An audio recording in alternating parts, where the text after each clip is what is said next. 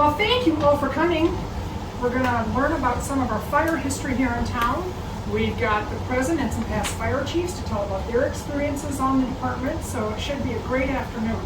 So I'm going to start out with some 120, 40-year-old history.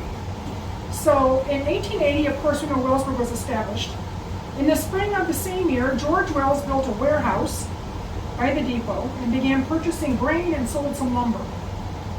He soon sold out the grain business to Lush & Carton of Ackley, and his lumber business was sold out to Henry Neeson.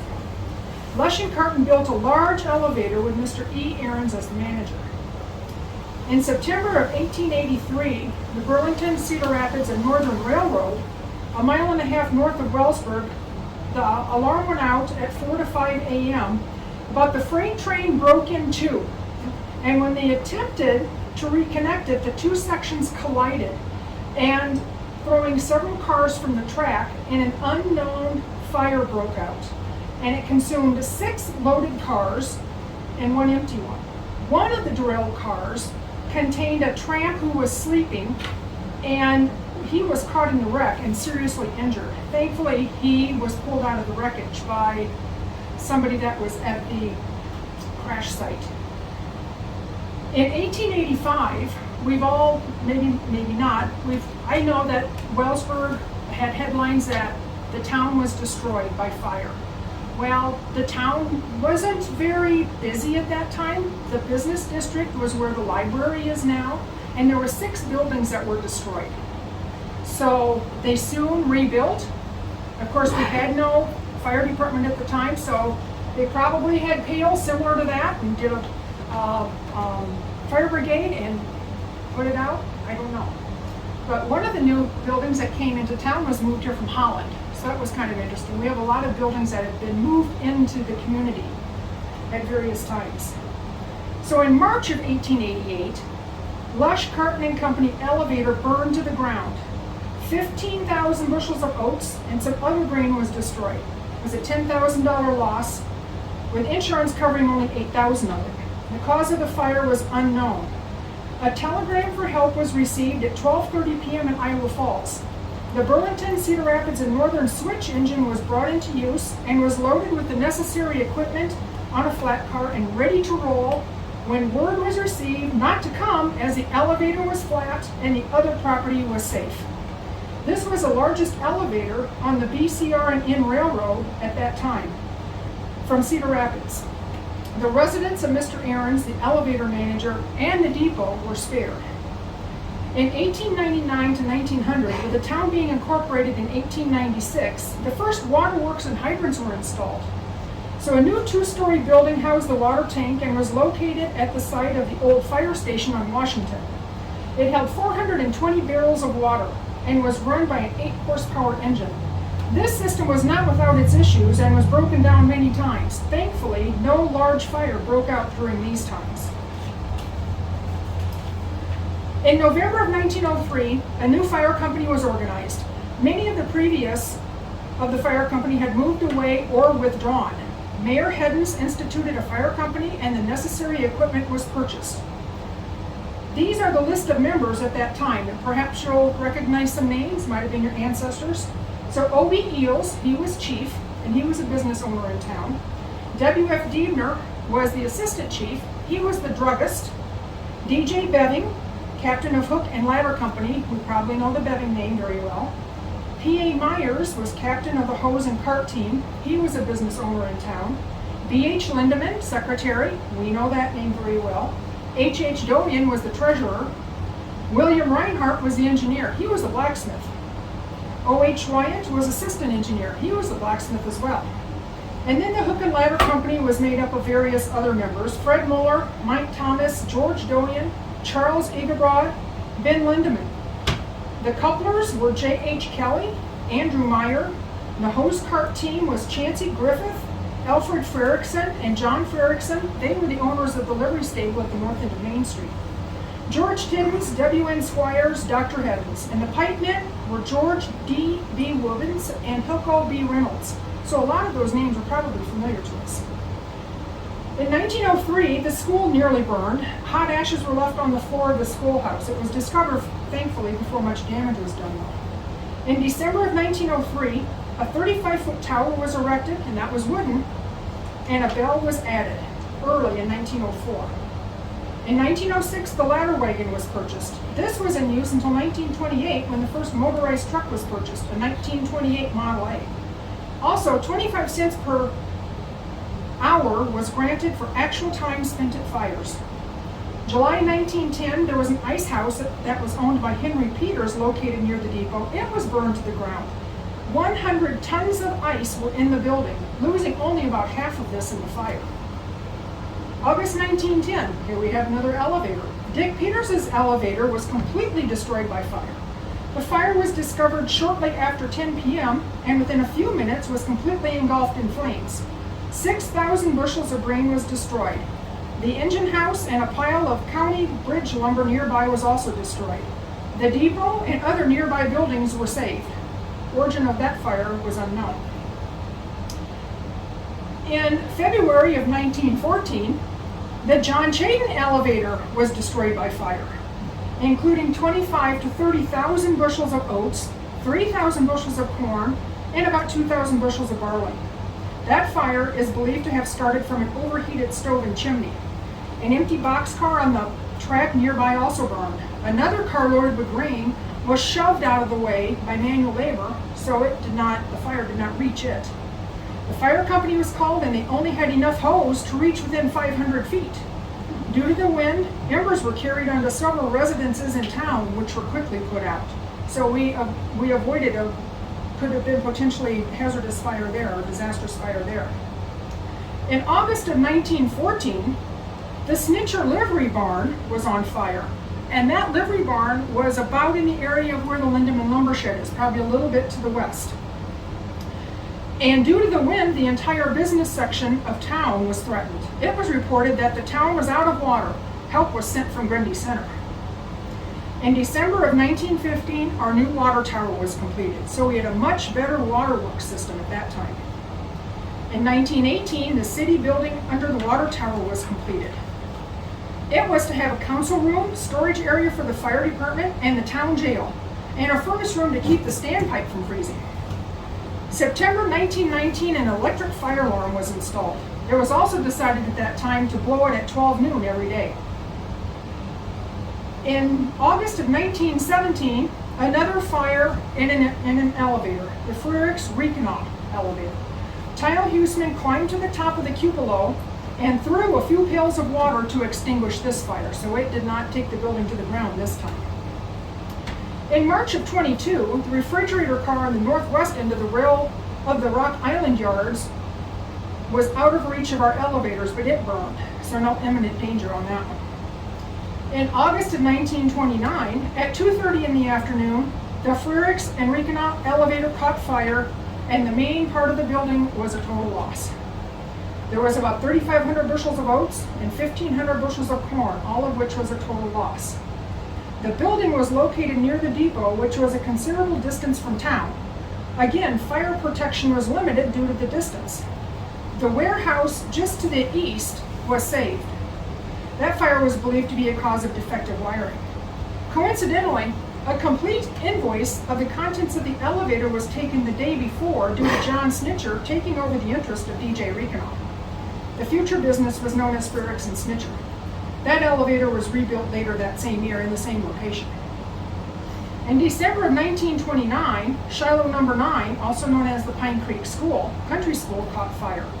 The Wellsburg firemen were summoned, and drawing water from a nearby creek, the school was saved, having a badly burned floor and ruined furnace.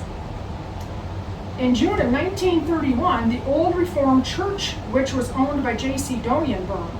Mr. Doyen had purchased the church building in 1913 when they put up the new brick building, and he had it moved to the southeast corner of Block 1, and that was the future site of the Henry Hippen Station. In July of 1931, H.H. Doyen held a fire sale of the machinery that burned up in the warehouse fire. Except for the paint, he reported it would be in first-class condition. 11 February 1939, St. Paul's Country Church burned. The fire was suspected to be the cause of a defective chimney. The fire department was called, and the house and barn were saved as the church was beyond saving. In April of 1944, the Frederickson-Snitcher elevator was destroyed by fire. That fire was discovered by George Volkoff, John Doyen Jr., Lee Huseman, and Clarence Heinrich about 9:30 p.m. The fire department was called, but the fire was shooting from the utmost top of the building. The fire was confined to the inside of the elevator and destroyed about 10,000 bushels of corn. The structure was enclosed in metal, so it was impossible to reach by the firemen. The warehouse to the east, containing 15,000 bushels of soybeans, was saved. It was later emptied so that the grain would not be ruined. 2 boxcars were on the siding. One was moved away, the other was filled with corn and couldn't be moved, and was badly damaged by the fire. All night Sunday and all day Monday, 2 streams of water were directed on the building. This is the 3rd fire on this same location. It is said that the fire could be seen as far away as Iowa Falls, Ackley, Eldora, and Grundy Center. This fire continued to burn for almost 4 weeks. In June of 1944, the Frederick-Snitcher warehouse was destroyed by fire. It had succumbed to everything that was on fire around at that time. The alarm was sounded about 5:30 a.m. This building too was encased in metal, so it was impossible to combat the flames. At the time of the elevator fire on 30th of April, the soybeans were all removed from this building, so it was empty. The feed building directly east of the warehouse fire was saved by the efforts of the fire company. All that was left was the feed shed and office. In 1949, the Wellsburg Community Fire Truck Service was not responding to any country fire unless such farm was a member of the Wellsburg Community Fire Association. The reason for this was money. In 1950, there was discord among the town and the fire company. There was an ordinance put in place that stated that there was to be no member over 45 years of age on the fire department. So in sympathy with the older members, the rest decided to resign as well. The members who retired were Herman Hawk, Reek Ross, Dick Reekanaw, Earl Graney, Frank Huseman, John Woobens, and the other members who resigned were Louis Ackerman and Woodrow Lindeman, John Weigers, Harley Fries, Fred Woobens, Mark Bogie, Wayne Froning, Gene Huseman, Tom Flessner, and Harry Hedens. And then later, a group of citizens met with the council and formed a new fire department. In 1950, a well-deserved tribute to these former firemen was held. November 63, the new 4-stall fire station was completed on Washington Street. It was constructed by Raymond Rekas. In 1963 again, after the new fire station and equipment, the free rural service was discontinued unless special arrangements were made. A special election was held to institute a 1 mil tax levy on the township residents served by the department. Just days after the arrival of the new fire truck, it was called out at 1:30 a.m. to put out an auto fire 2.5 miles north of town in a 1958 Chevrolet owned by Odie Meyer, which was being driven by his son Lynn. In October of '76, we probably all remember this, the Wellsburg AMVET building burned at 5:30 a.m. It was reported. The homecoming dance that year was to be held there that night, so it was moved to the school. And in March of '79, fire gutted the former site of the Van Diest Market, the one on Main Street. And in 2003, the old Snitcher elevator was a controlled burn by the fire department. And then in February 2004 is when our new fire station here, just down the street, was occupied. So a lot of history for our little town in regards to fires. Lots of elevator stuff. So I will turn it over to Greg. Well, thank you for coming. I'm not going to be a plethora of knowledge because we don't write that much down anymore. I met with Tammy and she asked if we were going to do a script, and that's really not the way we do anything. When we go out, when our pagers go off, we don't know what we got until we get there, so we're just going to shoot from the hip. If you got any questions, feel free to ask. I brought Mark Wolfang, a past chief, along with me, Tyler Dunn, the current assistant chief, and Larry Kazuka, firefighter. Mark was chief about 7 or 8 years. We we were figuring. Rod Koltoff was also going to come, but he had a different engagement that he couldn't make it tonight. Mike Niederhoff was 11 or 12 years. Rod Koltoff was 8 or 9. And our longest running fire chief is Denny Huseman, who is with us today. And I'd like to compare a little bit, if you don't care, about some of the things that we used to, that you used to do versus what we do now. What you battled and that, and if you would come up here and talk a little bit, just tell us kind of some of what you ran into. Why don't you talk first, buddy? Okay, that'll work. So,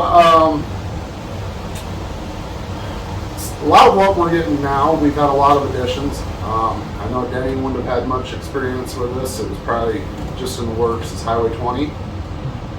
Our call volume has greatly increased with Highway 20. Matter of fact, I'm pretty sure I can say we've seen one of the worst accidents in the history of the fire department. A little over a year ago, February 4th of 2021. We had a 7 semi pileup. Unfortunately, one gentleman lost his life. We worked for 8 hours trying to extricate him. And after 13 hours and some wreckers, we were finally able to get him out. A lot of disappointment in that, but I know for us, it's not so much the ability or knowing that you can get everyone out alive. Yes, that's great, but at least we got him out and we were able to send him on his way home type thing. And that's where we find the comfort when we go back. We talk about it a lot and stuff like that, and make sure that we're healthy, which is a new thing. Mark, if you want to jump in and come up here, you can. Up there. Stand all alone. Hi, you guys. Yeah, it's being a fire chief is quite a ride. Actually, you learn a lot of things. You learn how to be a politician. You learn how to comfort people in their darkest hours. You learn how to manage things. You learn lots. It's quite a learning experience, and a lot of it's heartwarming, and a lot of it's disheartening and sad. You got to learn how to compartmentalize things. Like Greg was talking, that pile up out there, and that guy getting. It makes the guy dying in the weather and all that stuff. It was a bad day, wasn't it, Greg? It was, yeah. And those things leave a permanent impact on your mind, don't they, Danny? Mm. There's just some things you can't unsee. That's right. You And never forget some of that. no, It stays with you. there are things, there are times, and not just the chief, but all firefighters, things will trigger you. Like there's a smell. A certain smell, all of a sudden it'll just take you right back to where I remember that smell vividly, you know, and it'll take you back to a bad accident where the bodies are mangled and things like that, and that smell will trigger that, and that'll stick in your head for a couple of weeks at a time sometimes. And I'm sure, like Sarah, she knows what it's like when Greg comes home from a big run and he's sitting there just shaking like this because he's got to, you know, and you sit down and you go, what in the dickens just happened out here? In there, right, Danny? It's tough.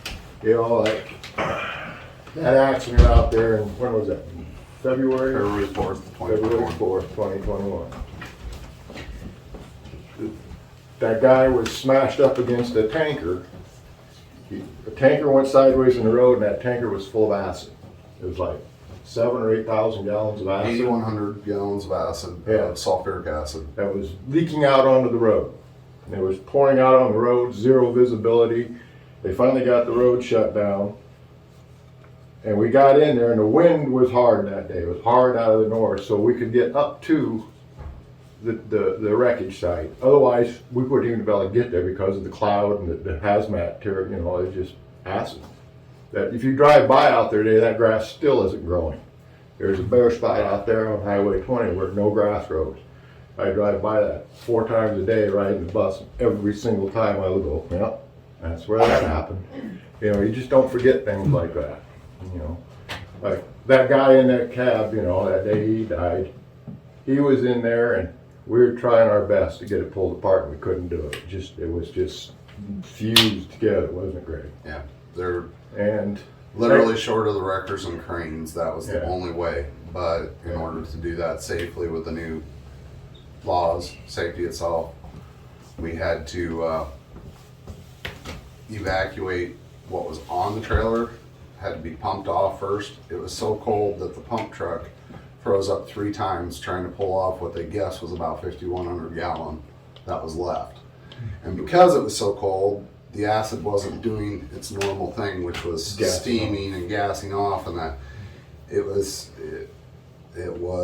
the best scenario for it as far as the cold, but it was the worst scenario because it just made everything harder to do. yeah.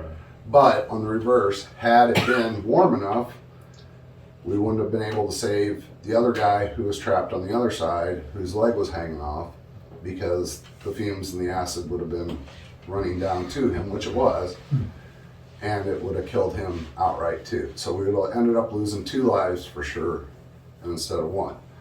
So sometimes that silver lining thing kind of comes into effect. I'm, not saying it's okay that 1 died, but it did make it so that we could save 1.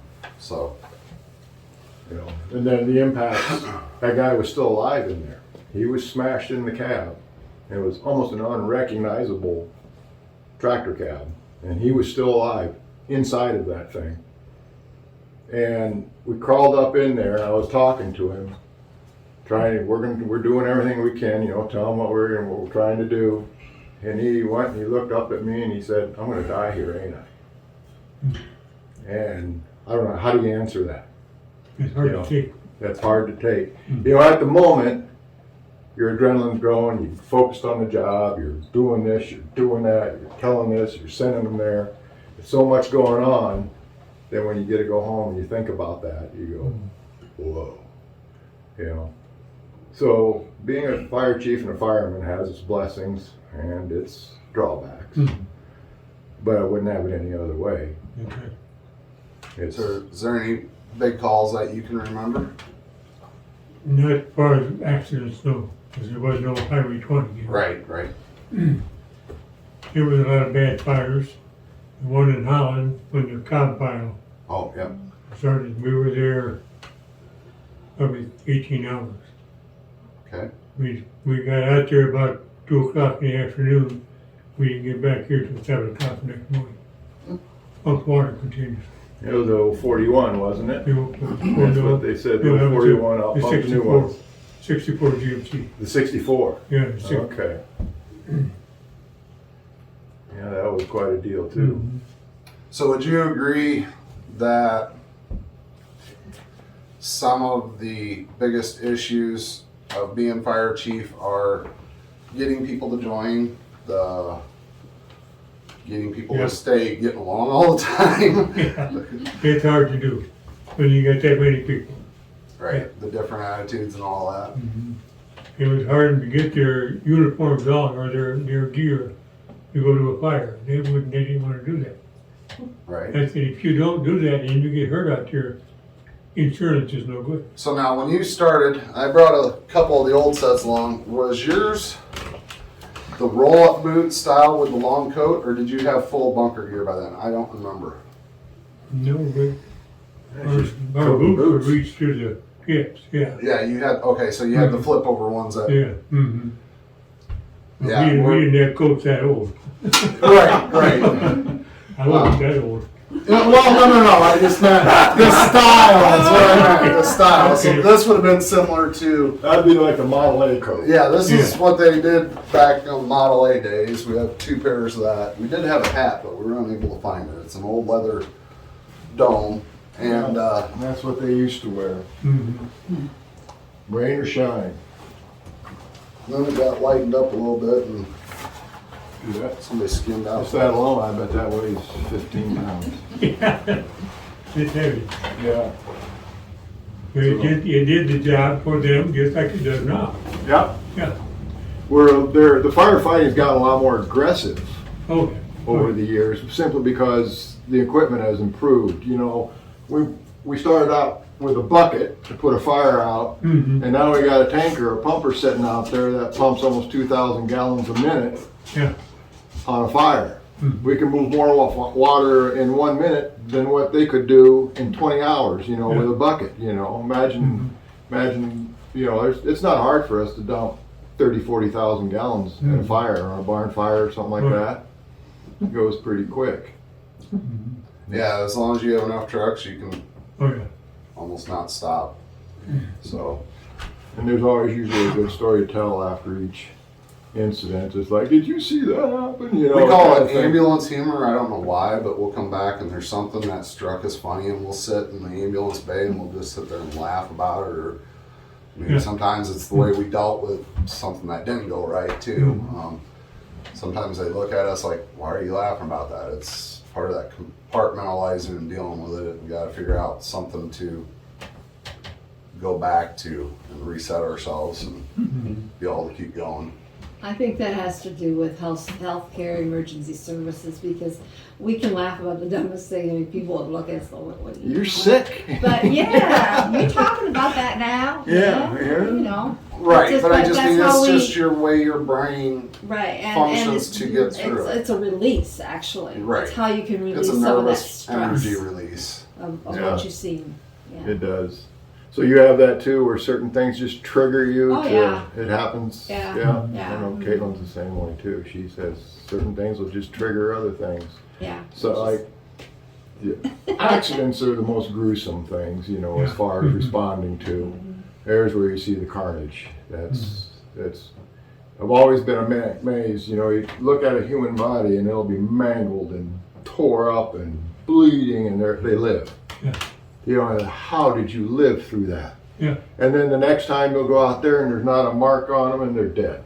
Yeah. And Well, you're thinking, if you go back to our accidents, so just a comparison, about a month before that is when that semi rolled, and the cab, we had a semi hit another semi that was coming from Texas area, didn't have winter fuel in, and all of a sudden his truck gelled up coming down this section of, or excuse me, going towards Isle Falls, about the same area that we had the accident.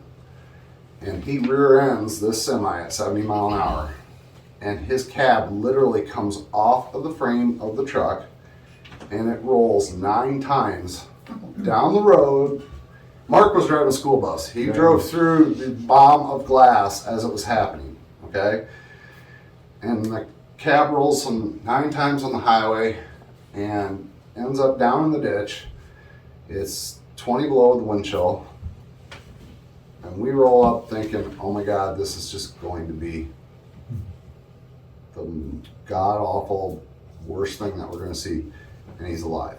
when we drove by in the school bus, there's the tractor, off the cab's not sitting in the ditch, facing this way, and here's that guy, the hood's ripped off, and he's all strapped in, and we go by in the bus, and he's just, "Get me out of here!" He's screaming, you know, the And kids, Mark "Aren't goes, you gonna can you stop?" imagine every kid in the bus, because they were all able to get their phones recording. In Yeah. that 10 seconds we drove by and get video of it. And Mark, being the first responder, he wanted to stop, but he couldn't, so he kept going. But he Right. called me and told me a little bit about it to give me a little forewarning, because he wasn't sure how bad it was going to be. And literally, that guy walked out the next day. Yeah.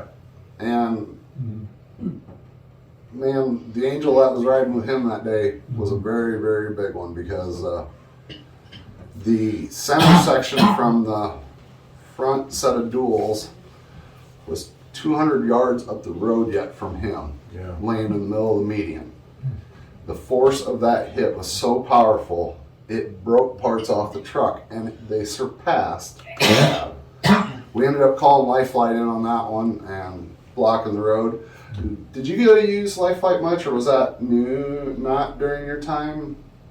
No, that's what I recall, though. Okay. So yeah, that's a great tool for us, actually. Unfortunately, I say that, but it's a good tool, but it does help us out a lot. We've used them a fair amount of times. If we know it's going to be a long extrication, we'll get them coming Usually you get about 20 to 40 minute flight time, depending which one it's coming out of, and you can plan it accordingly. But another little fire story to tell. I look at Larry back and I think of Doug, and we were fighting a cornfield fire south of town out there. Well, quite a ways south, and it was a bearing went out on the combine, and he was just spitting fire out as he was driving along. He set the whole field on fire, and he didn't even know it. And we get a call. We go out there, and all we could do, we were on the wrong side of the fire. The fire was chasing us right off the field, about as fast as we could run. It was, and the standing corn. If you've ever been in a standing corn fire, well, it's a pretty big fire in there. It shoots, I don't know, 15, 20 feet in the air. It just looks like a roaring fire. And we couldn't do nothing but just run from it. And we're in the old grass rig, and Doug was with me, and he was just been on the fire department not too long. And I looked at Doug and I says, "Hang on, Doug, we're gonna go through the fire." And he says, "You're gonna what?" I says, "Hang on." And I backed up and I put the thing in gear and I took off and I drove right through the fire, right through the cornfield, and came out on the other side. And when we got in the middle of the fire, it was just fire all around us. We were just encased in fire in that truck, and I was going about 70. Time just slowed down, and it was like, this is really pretty cool. And then we pop out on the other side, and it was all burnt and black, and got through there, and Doug looked at me, and he says, "Are you expletive nuts?" I said, "Yeah, maybe a little." So we turned around, and I says, "Now we can put the fire out." So we turned around and came back, and we were back there all by ourselves, and pretty soon we had a hole built through there, and here come the rest of the guys through, and then we got the fire out. But sometimes you gotta do things that are a little crazy. that's actually kind of the new thing that we do now. We've got 2 grass rigs, which I know you didn't have any of those.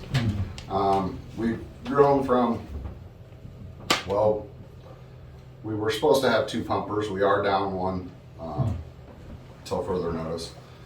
And we have a pumper tanker and a regular tanker, so it can work either way. So it's grown quite a bit, and then we have a rescue truck, but the new normal now is to actually drive through the fire, and I did the same thing with Larry. He thought I was nuts. I've had him doing circles up on a hill before because he just doesn't quite get what I'm going at, and I'll say, "You're coming through it," and here Larry comes, and we had one, Bill Jansen, over Long 20, we did the same thing 2 years ago, and unfortunately there was about 50-mile-an-hour winds consistently that day, and his combine doing the same thing. It just kept lighting the field, and we had already been out there 45 minutes before that and put out, it lit the already picked corn, so we just put out the stalks, and he thought he got the problem fixed, and he started combining again, and now he's in the standing, and I look out of the station because we had just gotten back, got everything cleaned up, and I could see the smoke. So I had him page Holland and that, and we go out there, and we had this gentleman named Devon Jameson who was on. I'm like, "Devon, follow me in the grass rig," and I went shooting through the flames. Never saw Devon.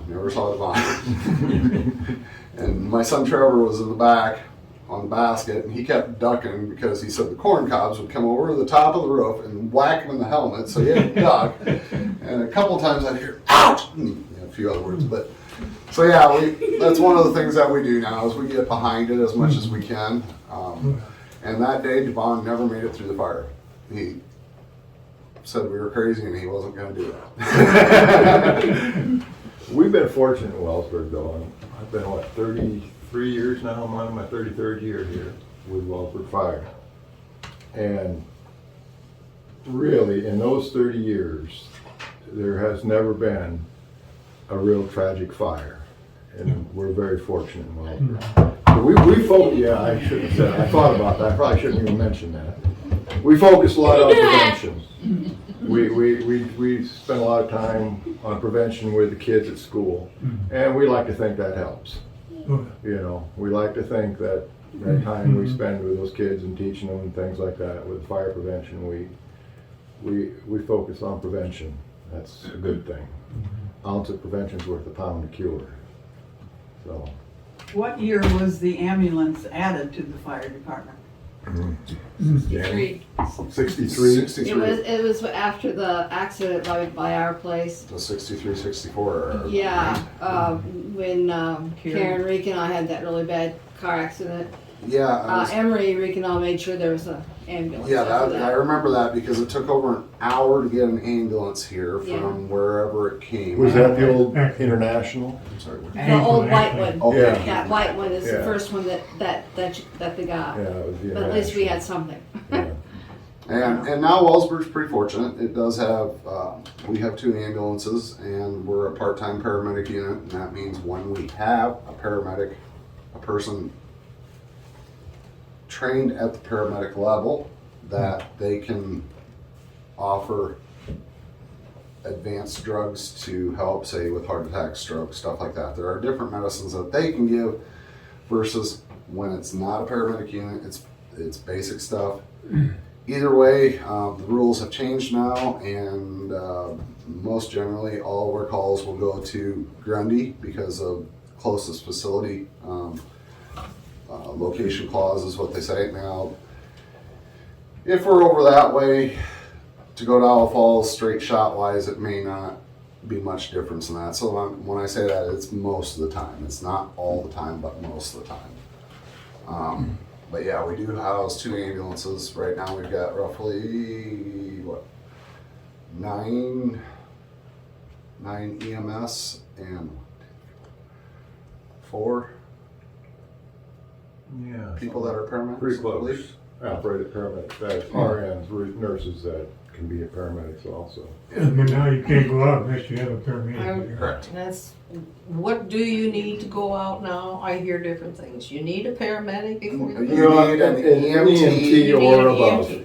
EMT is emergency medical technician. That's kind of like the basic level of emergency medicine, and it advances from there all the way up to paramedic.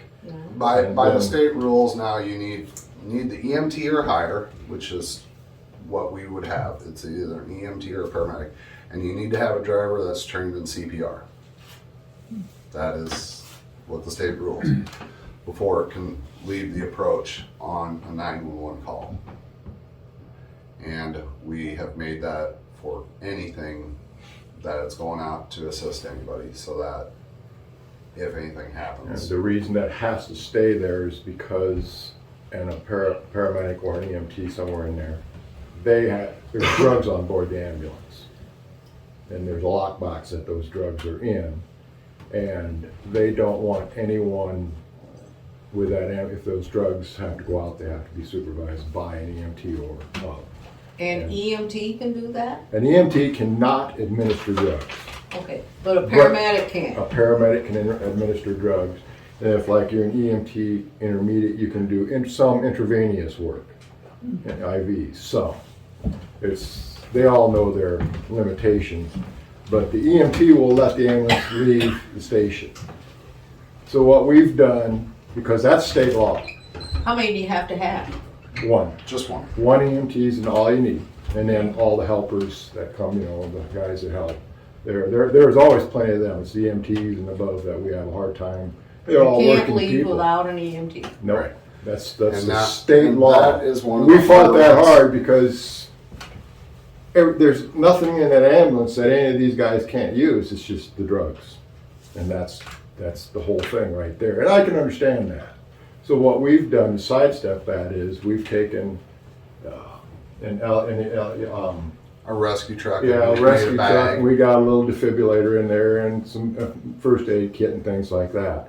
That can leave, and we can go administer. All the firefighters First / response. drivers are trained in first aid, CPR, and operations of an AED, Yeah, that's what I want. AED, I want to say LED. which those are the electric machines that can monitor whether or not a shock needs to be. It basically, it's like what the school has. It tells you, it's literally, lack of better terms, idiot proof. It tells you put this pad here, you hit a button and it analyzes. It tells you, analyzing, do not touch patient.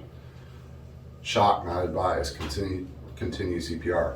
press button for shock if a shock is advised.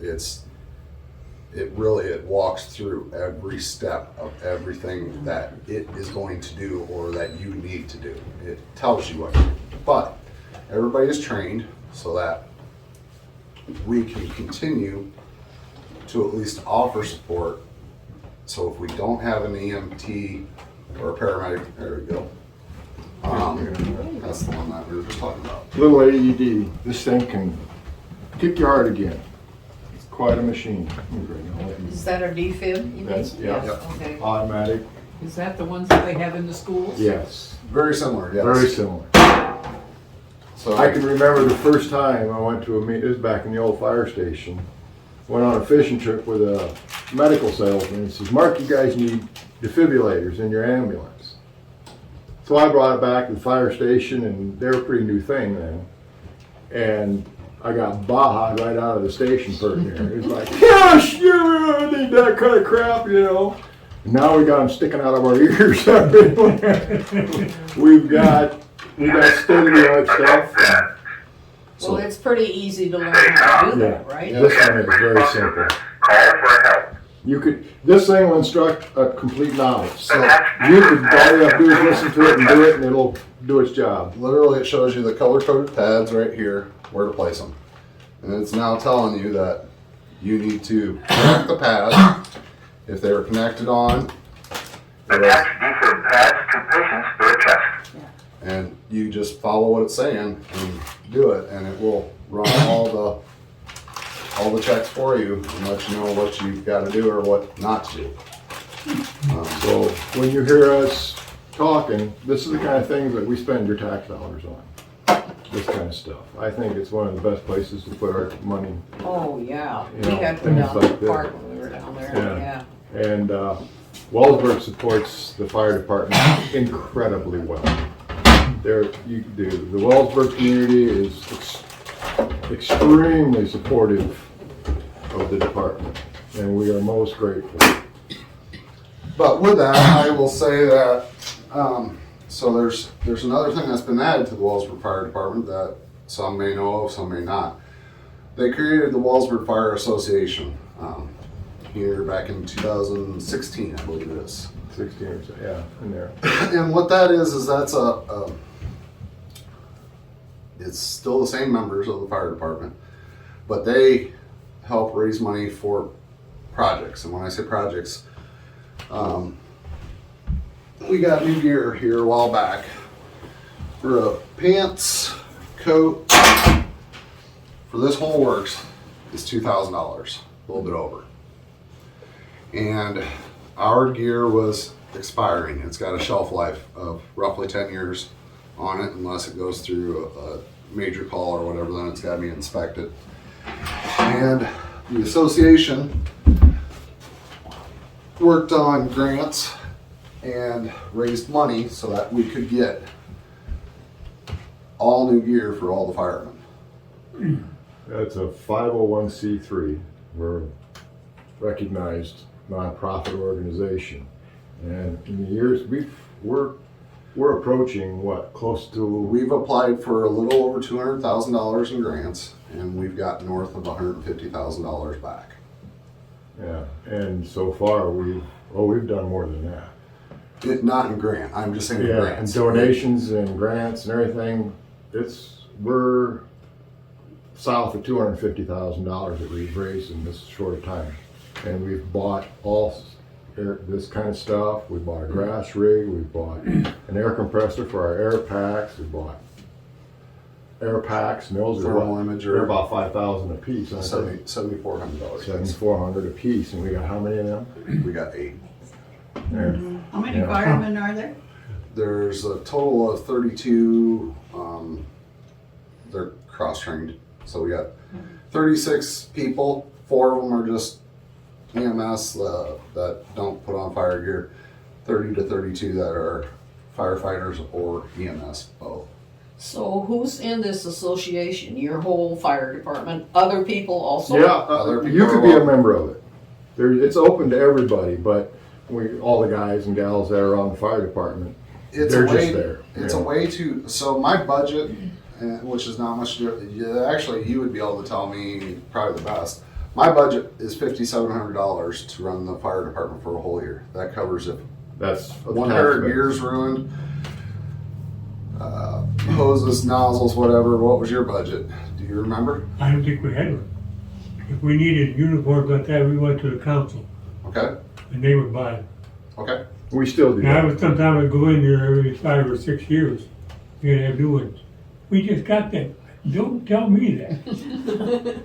Tell these other guys. Well, that's the politician. You learn how to be a politician. But so what this does is it alleviates some of the pressure on the city and allows us to go for things that they may not see as essential at the time, but we know we need type thing.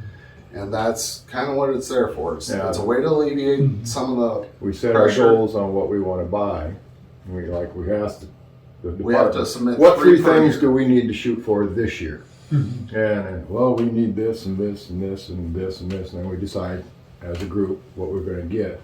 And we it's amazing how many people in this community donate to that and give beyond their tax dollars. It's amazing. It's sometimes I'm just in awe of the support that organization gets from this community.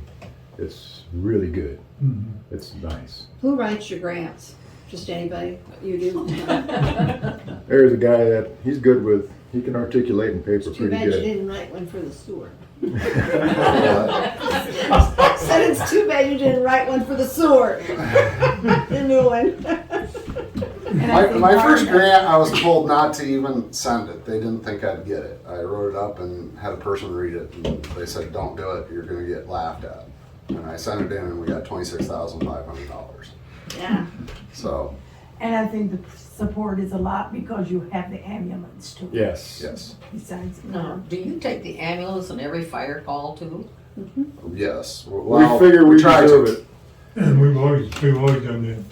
You have. We always take the ambulance out on any fire call because something, you gotta be right there. It's not, oh, I go get the ambulance, and then, no, we take it with us every time. It serves as a place to go cool off, warm up, get a cup of coffee in there, because sometimes there's no place to go.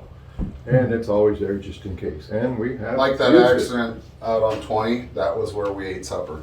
At 9 o'clock, at 9 p.m., we finally remembered none of us had eaten lunch, supper, or anything. We sent somebody back in, got some pizzas, laid them on the cot, and that's where everybody congregated and we had supper real quick. We had, rotated guys out. Always there. They'd come jump in. And Because we've always got another one just in case someone needs it in town. There's another one there. Okay, so yesterday, or the other day, Grundy's ambulance was here during the day. Are you short people during the day? We have been, Okay. lately we've had some different schedules on the Yeah. EMS, which we can't Right. do anything about. It's getting better. But it's not perfect yet. Okay. But like that one, I knew we were short, so I called Larry that day. I happened to be up in Hampton when the pager went off. I said, look at the screen, make sure none of the EMTs are coming, because the new thing is now we've got this neat little thing that if they remember to push the button, it will show us who's coming and stuff like Oh, that sure. to calls. And so if you watch it or whatever, it'll even play back the page and tell you what you had or whatever. But it'll tell you, say, Tracy Harrington is able to come. And she pushed the button saying she's able to come. Well, then you know you got somebody. If you don't see anybody up there that's able to come, it allowed Larry to get on the radio right away and get Grundy coming, because sometimes we don't know what we've got. And then that's when they take, the rescue truck with the AED up, the little jump bag that we got, and they'll do what they can until the transport ambulance gets here to get them out of town. So we do have a backup plan if we don't have somebody available. Instituted fast enough, it's really not a huge loss in time. It just seems like it. But it's small town living. We can't afford to have a staffed service. Well, they were talking one time about taking out all the little towns and going like They still would one love county? to. Oh, there's Oh, nothing let's more not that they'd do love that. to do that, but we're fighting. Remember that to tell tooth your and nail. state people that Yep. because They want the Wellsburg Fire Department ambulance gone. They being the bigger ambulance companies that run full time. It's all about dollars for them. And for us, it's not about dollars, it's about taking care of our people right here in town Right. and surrounding community out in the country. it's one of those things that they And just we're don't fighting that understand. tooth and Pulling nail, that's a it big issue. would mean loss of life. It really would. Yeah, it will, it will. Because you can't have a plan for every call. It's gonna backfire on you at some point. Yeah. So And anyhow, we did bring the Model A. It's sitting out here. We are happy that that is, according to what we found, Grundy County's first motorized fire truck. There's Grundy the old Center Model A had the still. first steam-powered fire truck. So we are the first gas-powered fire truck. What year is that? 1928 Model That's when she was reading the history where, you know, A. that's And that vehicle out we there. got our newest truck that we got, or have acquired, which to have it built nowadays would be about $1 million on the nose.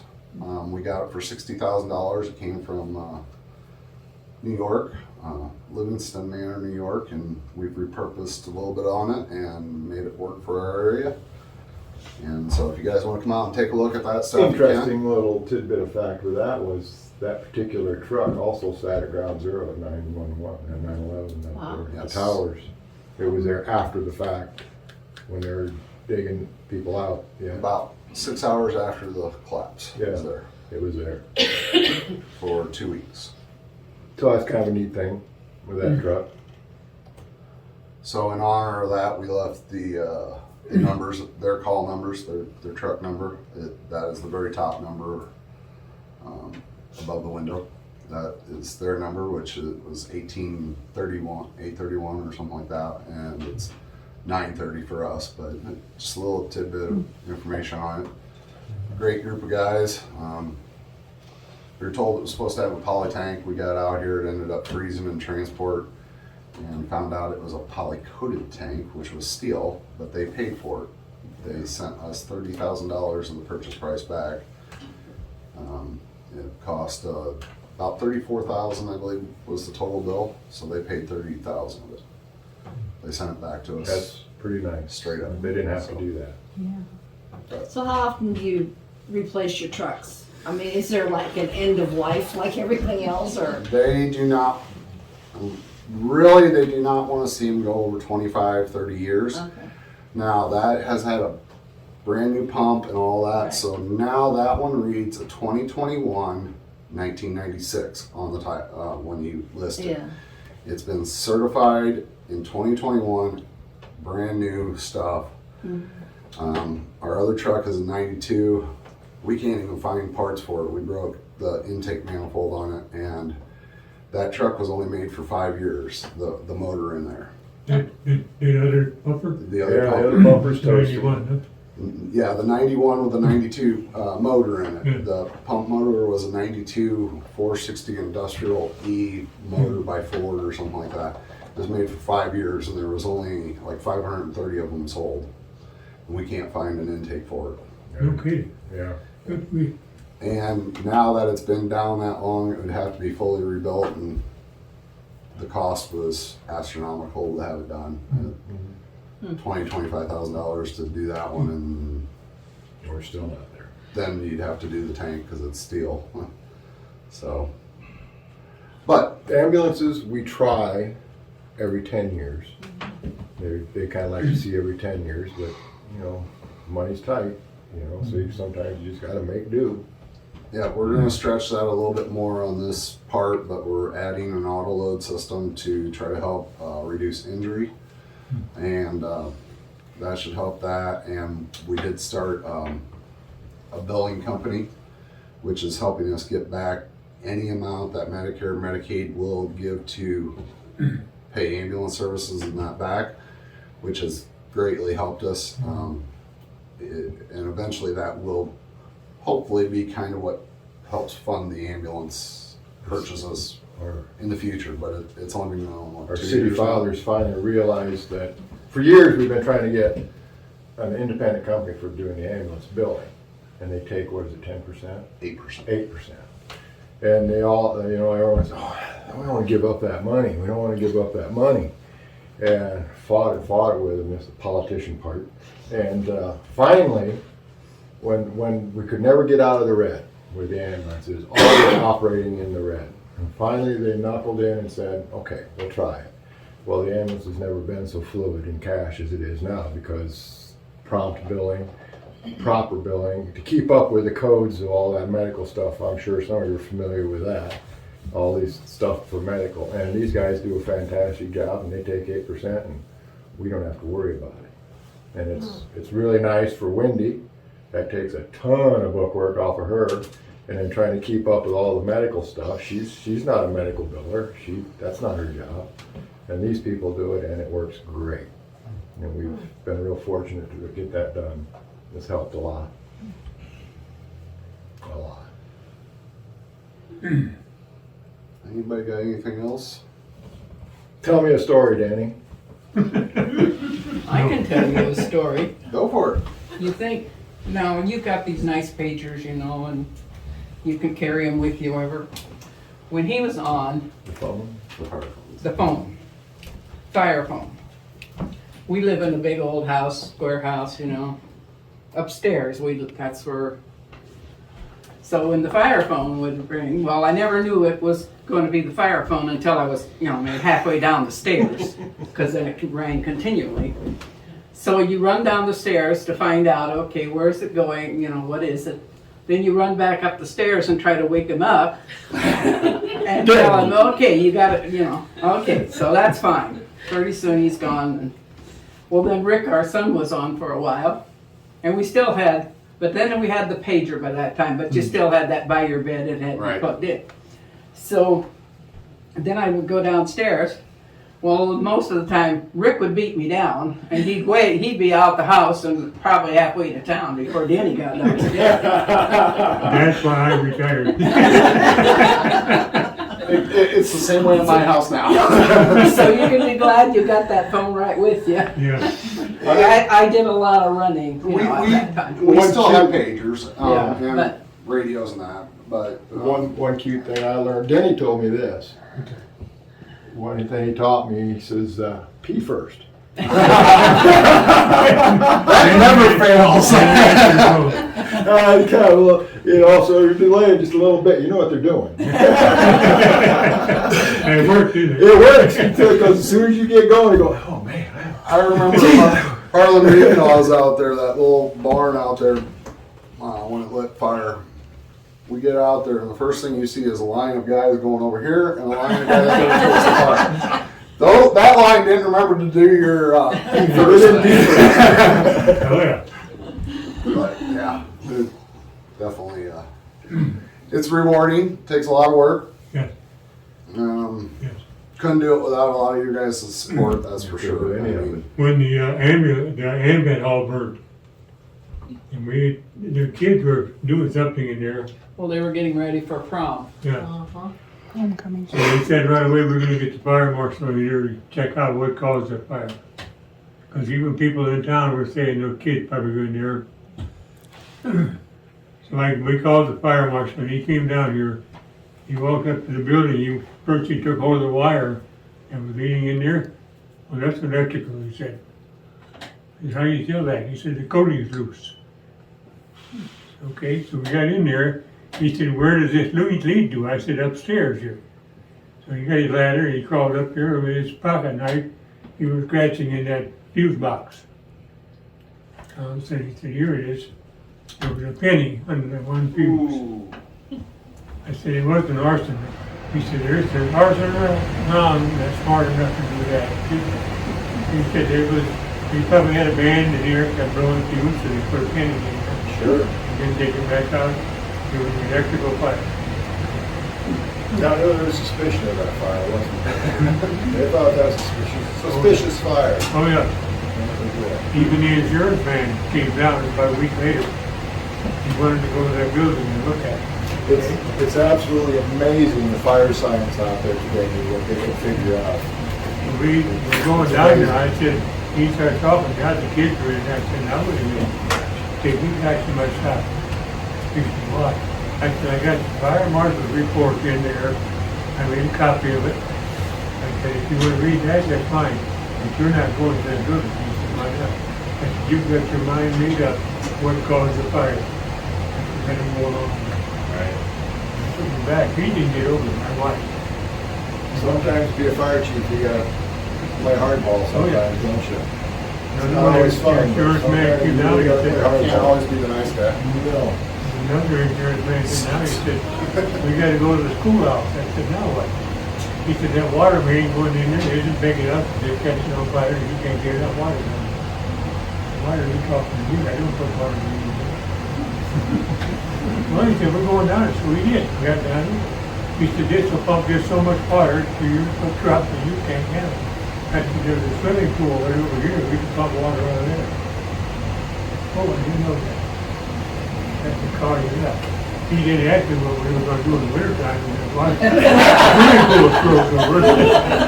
And I didn't say that.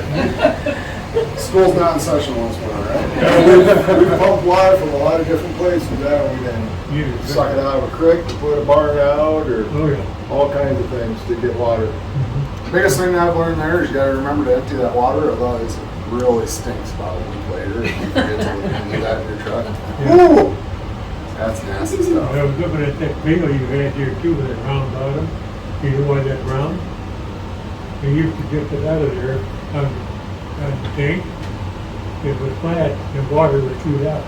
Oh, If it's I round, was it gonna stays- ask you about It that. stays in the But I pail. said, Stays in the pan. dumb It stays in question. the pail. It doesn't, I'll be it darned. doesn't hit the bottom and shoot out. It see, stays in the that's pail. why we have him over here, because I would have known This that. way you Somebody got can't mad set and it down smacked it with on the water. wall. Who says no dog can't reach a new trail? You switched. But you guys did a wonderful job. Yeah, very good, Yeah. thank you. Very good job.